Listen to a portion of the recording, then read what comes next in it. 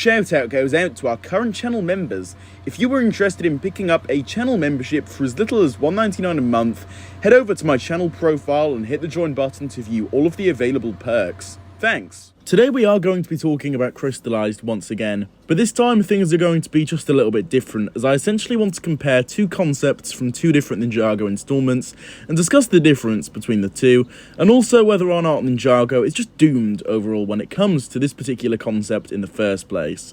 Now, what am I talking about, you may ask? Well, this specific concept that we're going to be kind of comparing and talking about overall in this video is the concept of returning villains in a big group of sorts. And by that, of course, I do mean Day of the Departed and Crystalized. They, of course, featured two big groups of villains basically banding up together to take down the ninja and, you know, kind of just see their goals come true and into fruition. That's exactly what happened in Crystalized and Day of the Departed.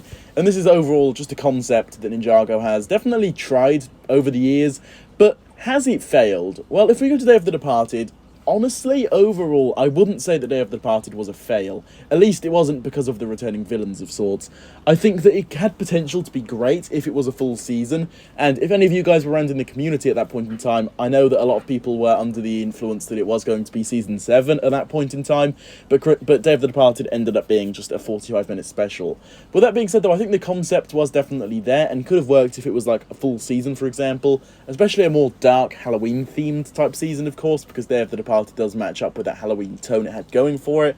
And overall, the concept of returning villains in this way, coming back with Yang and whatnot, was fantastic, I'd say, and it was really, really great. However, I think it failed due to a lack of proper execution, which is where Crystalized comes in, because Crystalized had a very similar concept, of course. Obviously, it didn't feature Yang and the villains turning back in that particular way. However, it featured already alive, for the most part, returning villains, and they were, of course, joining up with the Overlord, or the Crystal King, and they were featured there. Now, this was obviously a full season, 30 episodes long. However, I still do believe that the concept failed in a small way, if you guys get what I mean. And by that I mean, well, let's take Mr. F, for example. What did he really do other than shoot at Lloyd a few times? Nothing. Whereas, I think there was actually the opportunity to do something with his character. And the same goes for people like Pythor and the Skull Sorcerer too. They were two really hyped up villains we really wanted to see return. Obviously, mainly Pythor, but Skull Sorcerer is here as well, because I think he fits what I'm trying to say. But they just didn't really do anything with him. He was just kind of there for nostalgic reasons, and he didn't really get any character growth. In fact, the only one that really got character growth and depth to an extent was Asphera, which sounds crazy at first, but remind yourself about the first part of Crystalized, where Asphera was turned into this playful type character that was kind of a joke within the show. She was like a parody of sorts, where she just kept saying revenge. Obviously, Harumi as well had a lot of depth and character arcs around Crystalized and whatnot, and that was going quite well for her, if you look at it that way. But other than that, the other villains were kind of just there, stood around just for nostalgic reasons. And so for that reason, I'd say that Ninjago just doesn't really handle this returning villain trope all that well, in my opinion. It just kind of feels like a lot of the time they're there just for nostalgic reasons, and they're there to kind of impress the fans, if you guys get what I mean. And they never really get any major character improvements for the most part. Obviously, there is going to be the odd exception where some of the villains do actually improve or whatnot, and actually have some importance throughout the season.